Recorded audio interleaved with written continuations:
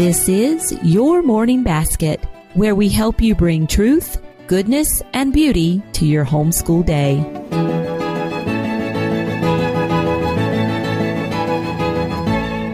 Hi, everyone, and welcome to episode 12 of the podcast. I'm Pam Barnhill, your host, and I'm glad you're joining me here today. Well, today we have a fun episode of the podcast for you. Oh, I hope you find it fun. It was a lot of fun for me. I got to talk to my best friend. I have known Sarah Mackenzie for about 6 years now. We met online, of course, finally got to meet in person last year, and she's just as delightful in person as she's been all these years not in person.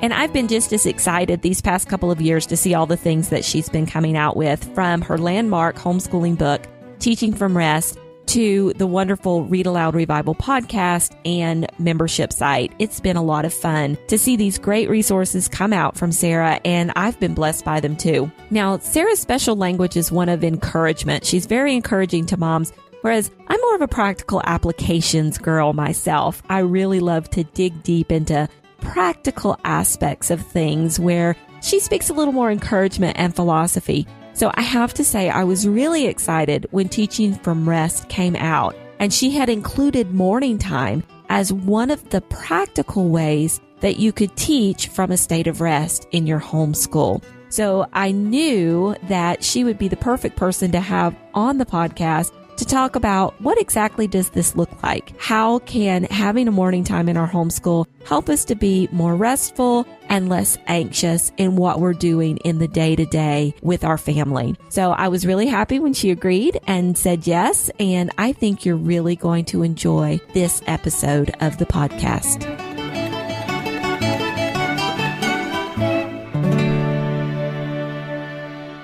Sarah Mackenzie is a homeschooling mother of 6, ranging from a teen all the way down to twin toddlers. And she's also the host of the popular Read-Aloud Revival podcast, where she equips and encourages families to read together and build a shared culture in the home around books. Sarah has a passion for speaking to the hearts of busy, frazzled homeschool moms. Through the Read-Aloud Revival and her book, Teaching from Rest, A Homeschooler's Guide to Unshakable Peace, and her talks on the homeschool convention circuit, she passes along her vital message of finding peace and assurance in the busy day-to-day. She joins us today to share how the practice of morning time can help us teach from a state of rest. Sarah, welcome to the program. Well, thank you for having me. It's so much fun to be here. Well, I just love having you on. You and I do quite a few things together, and so we do. This is old hat for us. Yes, it is. For those of the listeners out there who may not know you, tell us a little bit about your family. Okay, well, like you said, we've got 6 kids. My oldest is 14 and probably could run my house better than I do. And I also have a 12 and 10-year-old. And then we've got this big gap. And then we've got a whole passel of toddlers. So a 3-year-old and, well, she's almost 4 now, and twin 2-year-olds who keep us constantly running. We've homeschooled all the way from the beginning, and it's just sort of been this big, long journey of figuring it out as we go. And neither my husband or I were homeschooled. And so it's been kind of a, choosing our vision and running with it and seeing where it's going to take us rather than knowing what it should look like, or, it's just been good. It's been fun. Lots of fun. Well, tell us a little bit about how you got started doing morning time. Let's see. I'm trying to remember the first time I really called it morning time was probably after I had read something by Cindy Rollins. That would be my guess. I don't exactly remember like a big shift. Like, okay, now we weren't doing morning time and then we were. I do think from the beginning of homeschooling, I always liked the idea of having some subjects be done all together, where we were all enjoying the same stories or singing a song or reading some poetry. But morning time itself has become a more important part of our school day, the more kids we have, especially when we had all 3 babies in about a year and a half. And ever since then, one of the most important parts of morning time for me has just been a way to organize ourselves so that we still get to those really wonderful, beautiful, delightful things that we want to do all together in a reliable fashion. Morning time just makes it happen every day, or most days at least. And so we've probably always done some things all together as a family, but now I'm more intentional about what those things are because I'm thinking about them in the context of morning time. I think that probably happens for a lot of people because, and Cindy will tell you, morning time is not rocket science. Right. We kind of like give it a name and we make these plans and things like that. And I think that's a good thing that we do that because we do become more intentional about it. But honestly, when you get right down to the heart of the practice of it, there's really nothing special there. Yeah. And I think people are always surprised when they hear me talk about morning time or say that we do morning time. And so they'll say, okay, give me more. I want to know how you do it. When I tell them, they're kind of underwhelmed. Like, that's it. I'm like, that's it. It's very, very simple, but it's almost like a mindset shift for me, like a paradigm shift. If I know that I tell myself morning time and math are the two most important things we're going to do today. Morning time, math, and time for my kids to read are like the big rocks. They're like the big things that have to happen. And so just having that be one of the main big things that we do helps me prioritize a couple of things. It doesn't have to be complicated. It doesn't have to be some really elaborate schedule. You know, it can be super simple. Like the way we do it now is super simple because we only have a pretty short amount of time before toddlers start wreaking havoc. And so we have to make the most of it. We keep it really short and sweet. Okay. Yeah. So we're going to break a couple of the things you just said apart in just a minute. But yeah, I think morning time is a lot about attitude and atmosphere and less about, I don't know, practices or something. Yeah. What like actually happens there. Yeah. Exactly. So. Okay. So let's break apart two things you said. First of all, I want to talk a little bit about what does your morning time look like now and how has it changed over the years? So let's start there. And then I know everybody's wanting me to ask you about the toddlers and the impact that they have. I have a feeling it's kind of like Godzilla coming down on Tokyo. It's pretty much like, world detonation. Yeah. That's the kind of... But let's talk about what does your morning time look like now? Okay, right now it is super short and sweet, the shortest it's ever been for us. We start morning time after breakfast, but before the kids do any of their independent work. We get together, we all gather together in a room. We begin with the doxology. We sing the doxology. We say a couple of prayers, and then we do two things. After that, that takes, 3 or 4 minutes to do our doxology and a few prayers. We generally do one other thing. And then we read for about 10 or 15 minutes from our literature book. Sometimes we don't read aloud from our literature book because the toddlers are already starting to break down and we all love reading from our literature book. And so we'll save it for later when it'll be more enjoyable. So the big things that happen are the doxology and prayers and then one other thing. And I say one other thing because that rotates and I'll kind of give you an idea. So right before Christmas, we were doing picture study using the picture study portfolios from Simply Charlotte Mason. Are you familiar with those? Oh, yeah. They're lovely. Yeah. Yes, we love them. We did Monet and I tend to like to do, I guess, how do I word this? I don't like to rotate my subjects as much as I like to go all in and go really deep, kind of whole hog. It's sort of my personality. My kids seem to respond well to that. So instead of, say, doing picture study on Monday and Shakespeare on Tuesday and geography on Wednesday, if that's what we were going to do in morning time, I would tend to do just one of those things every single day until we were done with whatever we were going to do.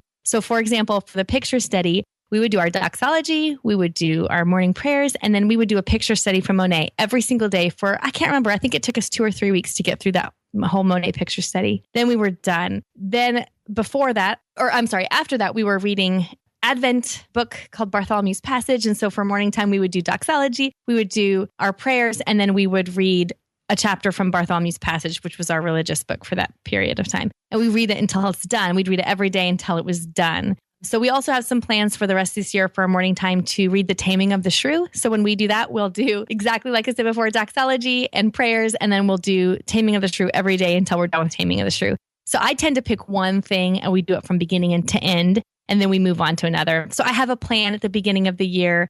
I want to do a Shakespeare play. I want to do a picture study. I want to do a composer study. I want to read these 3 books for religious education. And so we'll just kind of rotate those during morning time, but we only do one until it's totally done. Oh, and I forgot, we also do memory work. I completely forgot to say that. We also do memory work, but we memorize just very small amount compared to what a lot of other people memorize. Right now, we're just memorizing the Sermon on the Mount. And so we spend, anywhere between 3 and 5 minutes practicing our memory work during that time as well. And you're memorizing one thing.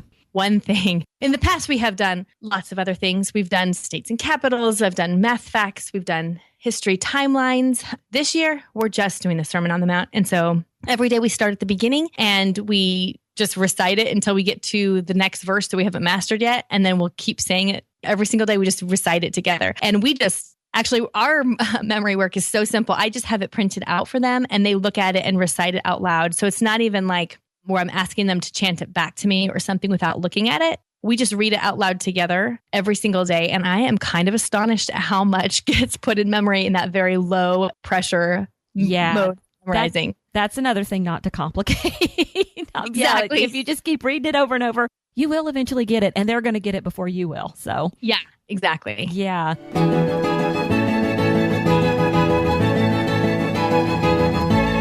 I love, love, love the simplicity of this. And I'm really kind of latching on to the whole do one thing until you're done with it. Well, it's less to keep in your head because you don't have to go, okay, where were we? It's been a week since we got to Shakespeare. Where were we in the taming industry? What was happening before? And try to remember. And that there's good things that happen in our children's brains when they have to do that, a little bit at a time over a long period of time. But for my mama brain, it's enough to make it explode. And it's just simpler for me to know that when it's morning time, I need to grab our memory work and our read aloud and the one thing that we're working on and not have to every single day kind of go look at a chart and remember what I need to grab or grab the basket. I mean, there's ways to simplify that. But for me right now, it just seems very simple to focus on one thing. Okay. I'm hearing this collective sigh across all of podcast listendom, and they're just going, we're going to do it like Sarah does it. So, okay. So the other really great thing that has come as fruit of that I didn't really anticipate is that it's let my kids dive in a little deeper. So for example, when we were doing the Monet picture study, because we were so immersed in Monet for those few weeks, when we would go to the library, the kids would naturally ask me to pick out some books about Monet, or I would choose like a DVD that's about Monet's art or whatever. And we'd bring it home. And it just seemed like it was a little bit more immersive than it would have been if I had spread that Monet study all year. Maybe not. Maybe we would have done that anyway. But I don't know. Maybe the deep dive into whatever that one thing is that we're working on is a way that our family just seems to respond really well to.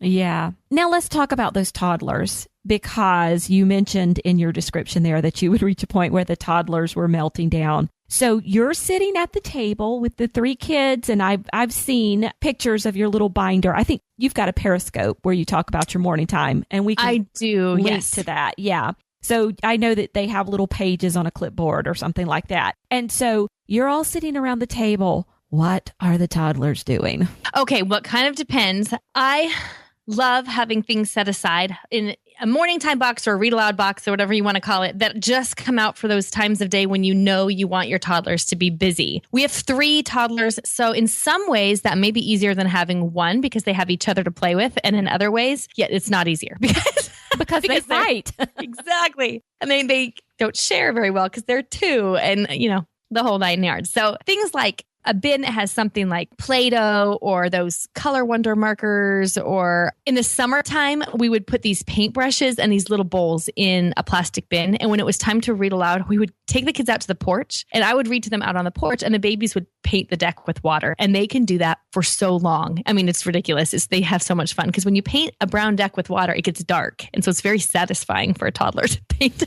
deck. And a deck is pretty big. And it cleans the deck. And it cleans the deck.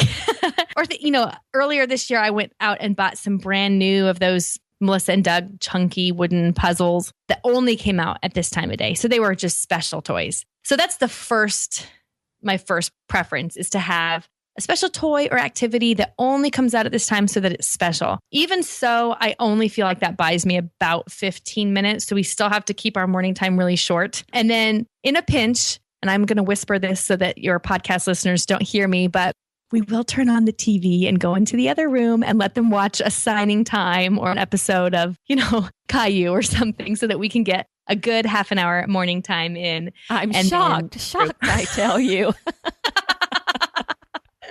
No homeschool mother has ever done that before. Exactly. Certainly not talked about it on Pam Barnhill's podcast, but Oh, goodness. Okay. And what about food? Do you ever use food? Oh, yes, we do use food. In the summer, my very, very favorite strategy is to put them in a high chair with popsicles because they take literally 100 years for a toddler to eat. They're a complete mess. So by the time we'd get done with morning time, I'd have to spray everything down, but it was completely worth it. They were happy. They were busy. They're a complete sticky mess, but it got us a whole morning time. So, yeah. Right. And you're not necessarily, I mean, lest people think that your toddlers are eating popsicles at 7:30 in the morning, you don't necessarily do morning time in the morning all the time. No, we don't. Right now we are. So I always forget. Yeah, we shift seasons so often. You know how it is with toddlers. Things change so quickly based on nap times and whatever. So over this last summer, we were doing morning time in the afternoon. Then we started calling it symposium because I have a daughter who could not stand calling something morning time that was not done in the morning. But right now, lately, we have been doing it in the morning. So no, I wouldn't give my kids popsicles at 8 in the morning. But well, I don't know. I wouldn't probably be against it if it gave me a good 30 minutes of morning time. I don't know that I would mark that box off either. I think I would keep that trick up my sleeve. So, it's fruit and water. Depending on whether I bought them or my husband did. But True. True. Well, let's talk a little bit about teaching from rest. How did the concept of teaching from rest come to be significant for you personally? Really, the whole idea of teaching from rest kind of took over my brain and the way I was thinking about education when I was pregnant with the twins. I was sort of overwhelmed by homeschooling in general, feeling like I was kind of a failure, possibly ruining my kids, feeling like I was really behind at the very least. And I remember the specific day that I had this big paradigm shift. I was cleaning my son's closet. He was 8 at the time, pregnant with twins. If you're cleaning your 8-year-old son's closet, you're probably in some amount of despair. And so I'm totally overwhelmed. But just by all of the burdens on the life of a homeschooling mother in general. And hear Andrew Kern from the Circe Institute tell Mary Jo Tate that the number one thing, if he could say anything to a homeschooling mom, the number one thing he would say is that she should teach from a state of rest. And at the time, I thought that was just this laughable concept. This man has no idea what my life is like. Like, what does that even mean? And what does that look like in my home where I'm pregnant and I have 4 children and everybody needs more than I can give? But I was intrigued enough that I wanted to set out on this journey to figure out what that might look like. If it was possible, what would it look like? And so I began writing and thinking about teaching from rest. That's where the book came from. And really what I found is that one of the most important tools for me to be able to teach from rest or to teach without anxiety, to teach without the constant worry that everything is slipping through the cracks and that the success of whether or not my children turn out to be capable, competent human beings completely rests on my ability to homeschool them well. One of the tools that has been most effective in order for me to let go of that stress and take on more peace and calm in my homeschool is morning time, because it gives a form and a structure, an ability for me to prioritize truth and goodness and beauty, these things that are so, so critically important for me to be able to immerse my children in every day. It gives that a place in a schedule. It gives it a structure so it doesn't feel like this big elusive goal that I'm trying to do some, esoteric philosophical thing like infuse my children with truth and goodness and beauty. What does that even mean? Right. Well, it means showing them beautiful things like beautiful pictures and beautiful music and reading really wonderful stories. That's what it means. And so morning time gave that legs. It gave it an ability to be lived out in my very ordinary homeschool day, my very ordinary home. It's not anything that would look like the front of a Sunlight magazine or catalog. Like my actual day-to-day life doesn't look anything like this picturesque view that I may have thought one day it would be. So in my very ordinary home with my very ordinary kids, and I'm a very ordinary homeschool mom, not very impressive as far as what I do with my kids on a day-to-day basis, how do I make these big ideals fit into our ordinary life? And that morning time, I think, is how that's happened. Yeah, it's like it's a place to put those practices. Because, we talk about truth, goodness, and beauty in this kind of lofty way and find it something that's kind of difficult to define. But when you get right down to, okay, how are we going to make this happen? The practices that we use are what ends up going in your morning time. Exactly. Yeah, so that's good. How are the principles, or why are the principles of teaching from rest such an important message for homeschooling families? Well, I think for so many of us, we have this tendency to slide in one of two directions. So I see rest as the virtue between two vices. So we have these tendencies to slide toward either negligence or anxiety. And I can slide toward either end of that spectrum. I think most of us tend to slide toward one or the other more often.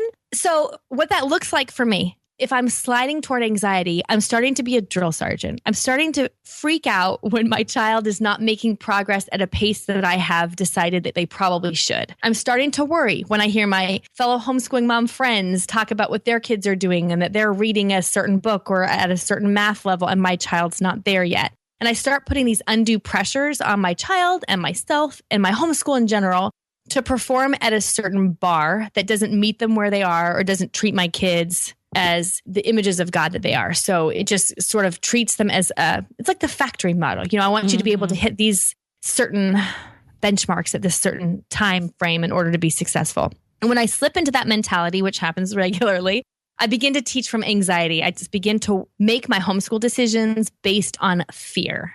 To the other end of that, when I slip toward negligence, which is the opposite end of the spectrum, I start to feel like, my kids are going to learn no matter what I do. So probably my importance, the importance of me setting out a curriculum or a path for my children to follow is not that important. And I might just kind of start letting things slide and not be diligent about having them do their work consistently and lacking in discipline myself in order to do things like morning time or supervise their math or just get to those things when you don't feel like it. And I really see rest as the virtue between these two vices, or the way that we hold ourselves in balance between feeling like we're just throwing everything to the wind and hoping things come out okay, or that we are really holding tight our illusion of control and that we have the power to make this all work or not.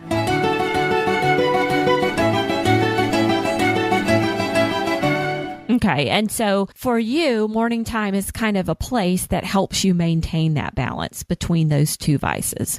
It does. And the other thing it does, I think a huge piece of what it does is that it simplifies what could otherwise become very complicated. So in my mind, when I think, okay, what is the most important thing for us to get to on any given day? For us in our homeschool, it's math and time for everybody to read, and then morning time. Because in the context of morning time, I can infuse my children with all of these beautiful high ideals. Scripture and poetry and Shakespeare, or reading Life of Fred and getting a little bit more conceptual or playful in our math learning, or fun poetry, or just more delightful things. And where those might slip off the radar or lose their place in a schedule when things get kind of busy and chaotic, morning time holds them in a place, it holds a place for that in our day and helps us remember that homeschooling is more than just getting proficient in math and reading and writing. It's so much more than that. So I think it kind of helps us make learning a life. Yeah. And you said something in the book. You said that passing on the faith to my kids, arguably the entire reason I educate my children at home in the first place, gets squeezed out of this schedule. So you were talking about kind of the daily grind. And you were talking about those experiences that shape my children's souls and order their affections get set aside. What do I do about it? 2 words, morning time. So this is really where, that ordering of affections and the transferring of the faith to your children, that's where that happens as well. Yes. I really think of morning time in our home as a place where first things come first. So, Cindy Rollins has talked about morning time as a liturgy of love. And I think it's a place where I try and order my children's affections. It's where we read fairy tales. It's where we sing hymns or songs of our faith. It's where we memorize scripture and all of those things that are, I know that, 20 years down the road, I would look back and go, why didn't we do more of that while we had the opportunity? Well, you don't do more of that when you have the opportunity, because there's also laundry and dinner and kids that are 2 grades behind in math, and it's all kind of stressful. And so having morning time as a place where you put those first things first, no matter what the state of the laundry or the math or the crying baby, is really, really helpful from a practical perspective. Yeah. Now, I just want to point out, we talked a little bit about what your morning time looks like now and how super simple and streamlined it is, mostly because of the toddlers. But in the past, you've had, I don't want to say a wider feast because you're still spreading a wide feast for your kids, but you had, I guess, a morning time with more moving parts. More moving parts and a lot longer. We would actually, at one point when it was just the 3 older kids, I think I was pregnant with Claire at the time. So we didn't have any toddlers running about. We would start our day with morning time. I mean, before we had breakfast, everybody would kind of stumble out to the living room in our pajamas, myself included. And we'd all get coffee or hot chocolate or whatever and sit down, and I would start with our read aloud. And for the next 2 hours, and breakfast would kind of just get woven into that. For the next 2 hours or so, we would read aloud from a very wide variety. So we'd read 20 minutes from our literature book, and we'd also do some memory work. We'd also do some Shakespeare. We'd also do some geography.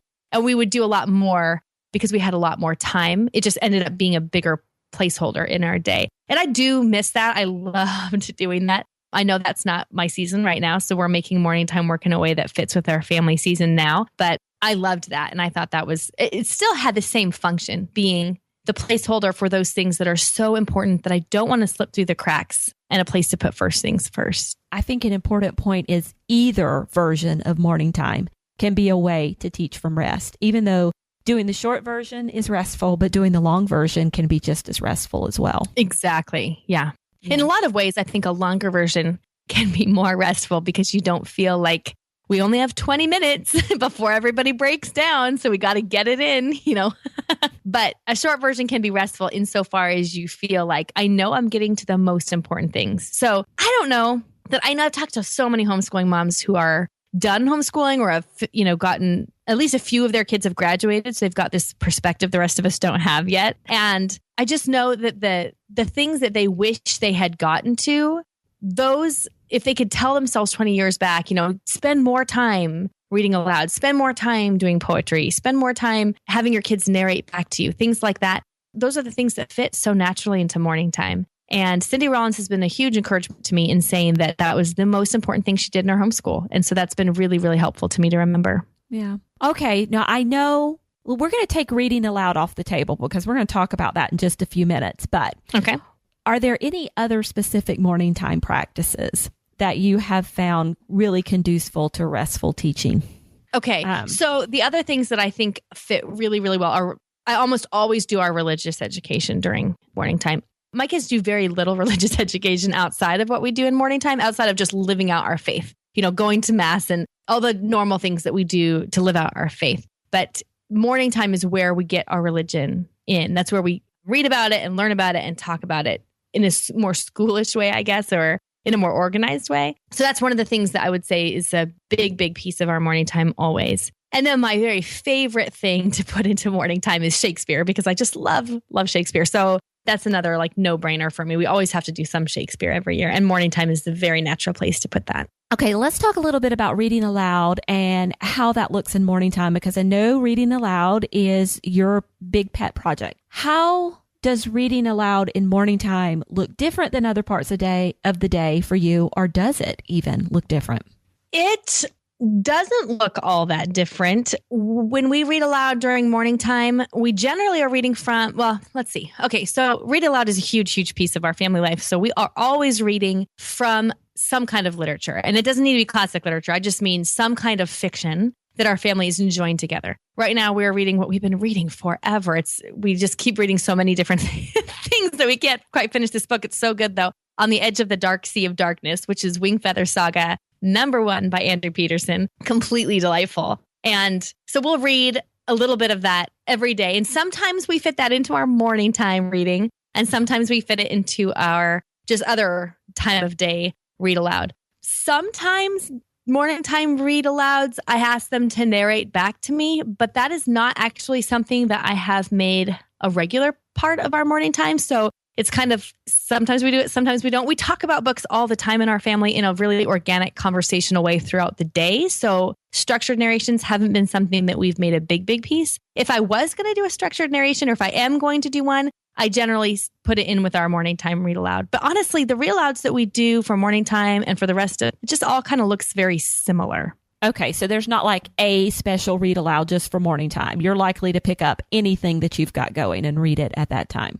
Yes, except that our religious read alouds always happen during morning time. They pretty much never happen outside of morning time. So, we'll read, for example, during Advent, we'll read Jotham's Journey or Bartholomew's Passage. During Lent, we'll read Amon's Adventure. We liked reading A Life of Our Lord for Children, which is stories of the life of Jesus. Earlier this year, we read My Path to Heaven, saint stories, things like that. Those always go in morning time. And so I guess I should amend that and say that literature read alouds happen all the time. They happen in morning time. They happen outside morning time. but read alouds that are happening as a part of our schoolish curriculum, like religious, or if I was going to read, let's say, a book that correlated with something we were learning in science, or if I was going to read a biography of a mathematician, we have these great mathematician biographies that you turned me on to a while ago. We'll read those during morning time. Right. And that's, oh, no, I can't think of the name of them. Mathematicians Are People Too is the first one. I can't remember the author. Yeah, we'll link to them in the show notes. Okay, so you do sometimes read some nonfiction, and that would typically find its way into morning time. Yes, you're right. Yep, that's exactly right. Okay, and then what about discussion of what you're reading? So you're basically using like your 5 questions that you have available. It's the quick start guide to great conversations with your kids about books. Yep. The quick start guide to great conversations with your kids about books. And there are 5 questions that I use pretty much always to have good conversations with my kids about books. Whether I've read that book or not, I have found just a couple really open-ended questions to be super effective to opening up great conversations with my kids. I mean, it can be about a picture book. It can be about Cat in the Hat, or it can be about something my 14-year-old's reading. And I can use the same questions to think on my own about something I'm reading, Anna Karenina or something. It's just amazing. A really good open-ended question. Let me give you an example. So a question like, who was the most blank in this story? And you can put any adjective there. So my son recently finished reading My Side of the Mountain. And so I asked him, what was the most courageous thing? Well, at first I said, who was the most courageous in the story? But there's only one character in the story. So my husband or my son looked at me like I was crazy. And so I changed it. He said, there's only one character, Mom. Oh, right. Okay. What was the most courageous thing that Sam did in the story? And whether or not I've read the book, sometimes I actually think the better conversations happen when I haven't read the book, because then my child doesn't feel like I'm drilling or grilling him to find out if he really read it. He thinks I'm asking because I'm interested, because I haven't read it. So I just am really curious. What was the most courageous thing that Sam did in that story? Tell me about it. And when I'm asking questions, it's because I'm curious. I don't already have preconceived answers that I want him to spit back to me. So it ends up just being this really casual conversation. So we will tend to do those at dinner, in the car, as we're folding laundry. And occasionally we'll do those during morning time. But sometimes when I open up a question like that, I don't want to cut it off at 15 minutes. We want to just keep talking, and everybody wants to have a chance to say something. And so because our morning times are so short, I don't do it all the time I don't do it very often, I should say, during morning time. It's more often that we would ask those questions kind of in the context of just normal daily life. Right. But a family who's able to do a longer morning time, like your older morning time used to be, that would be a good place to use those questions. Definitely. Yes, definitely. Especially if you end up, tying your morning time with some kind of, snack or tea or something like that. Or it's just everyone's kind of lounging around the couch, and you can just ask an open-ended question like, who was the most courageous in this story? Who was the most wicked in this story? Who was the most, use any adjective at all that you can think of, and ask that question and find out what everybody thinks, and then ask them to explain why they think that. And yeah, a longer morning time would be a fantastic place to put that. Yeah. Well, how can I avoid making morning time just one more item on my already long to-do list? That's so tempting. It's a default thing that we fall into. I think make absolutely certain that you have things in morning time that light you on fire. So don't just put things in morning time that you think you should be doing. Don't just put things in morning time that you feel guilty that you're not getting to. Put those in there. That's good. But also make sure that at least one thing every day is something you're doing just for the sheer joy of it. Yeah. And, I don't know that a mom needs to necessarily, if she really doesn't like, let's say, I don't know, classical music for whatever reason, you just come across somebody, I just don't care for that. Yep. I don't see any reason in the world why you wouldn't leave it out. And at some point down the line, find somebody else who could meet that need for your children. Exactly. One of the things that I've really realized lately is that my job as a homeschooling mom is not to teach my kids everything, but is to help them keep their wonder or inspire wonder and awe. And I can't always do that. A good example of this in our home right now is math. I have realized I have not done a very good job of inspiring wonder in my children in math. And instead of beating myself up over it or feeling like we're going to do living math in our morning time because I need to be inspiring wonder in my children in math, I hired a math tutor who comes and does that for me. And instead, I can use morning time. We don't even actually do any of that during morning time. We don't do any math during morning time. We don't drill facts or read living math books for the most part. None of that during morning time. I do things that kind of light me on fire, other things that are really important to me. And then we offload math in another way. My husband could do it or, anyway, there's lots of different ways to tackle things. But I do think that idea that we have to do everything ourselves, we have to, even things that don't really light us on fire. There's a difference between saying, I know this is important. My child should get this somehow versus I have to do it myself and I had better love it all along the way. Yeah, we need to make a t-shirt. It's like, don't be a morning time martyr, Exactly. I'm loving this. Do the things that light you on fire so it doesn't become something on your to-do list. Because then you're going to really inspire that wonder in your kids and they're going to get on board with it. And then the rest of it, just find a way to outsource it later.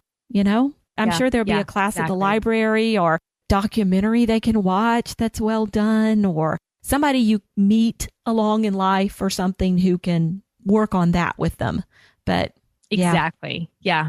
And, it's tempting to use not read aloud time. It's tempting to use morning time as a way to fit in all the things that you're feeling guilty you don't get to. I would just say that's not a bad thing. It's just making sure that you're keeping it in so that it's actually something you look forward to. Our kids pick up on our attitudes so much.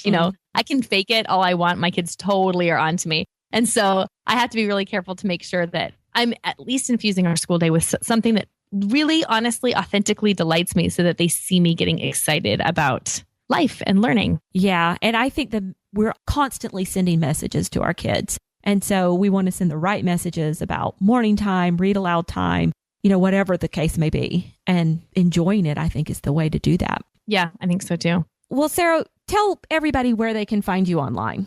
The best place to find me is at sarahmackenzie.me. That's where you'll find my blog, and you can get to the Read-Aloud Revival podcast, which is my big project there. And of course, on Facebook, I'm Read-Aloud Revival there.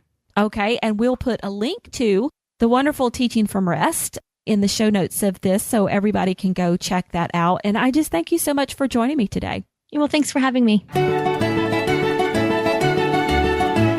Okay, for today's basket bonus, we have a couple of great little things for you. First of all, we have a printable list of some of Sarah's favorite morning time books. You can get that by heading on over to the show notes at edsnapshots.com/YMB12. And as a special second bonus for you today, the wonderful folks at Classical Academic Press, the publisher of Teaching from Rest, have given us a special discount code. So if you don't have your own copy of the book, now is the time to get it. You can use the code SarahYMB20. That's Sarah with an H, YMB20, to get your very own copy of Teaching from Rest or Teaching from Rest along with the companion journal. You can also use the code on all products at Classical Academic Press with very few exceptions. This includes their wonderful Latin programs and writing programs and other curriculum that you might be looking to buy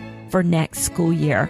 So if you head on over to the show notes, that's edsnapshots.com/YMB12, you can get the discount code, all the details about the discount code, and links to Teaching from Rest and other great things at Classical Academic Press. But hurry, because the code is only good through February 29th, 2016. And there you have it, another fun show in the books. Thank you so much, guys, for joining me here today to chat a little bit about morning time. And hey, for all of you guys who have taken the time to go over to iTunes and leave a rating or review for the Your Morning Basket podcast, a big special thank you for you too. I really appreciate you taking the time to do that. The more positive ratings and reviews we have over there, the more people that iTunes will show the podcast to. It helps us get the word out, and it helps other people teach using truth, goodness, and beauty in their homeschool day. I'll see you next time.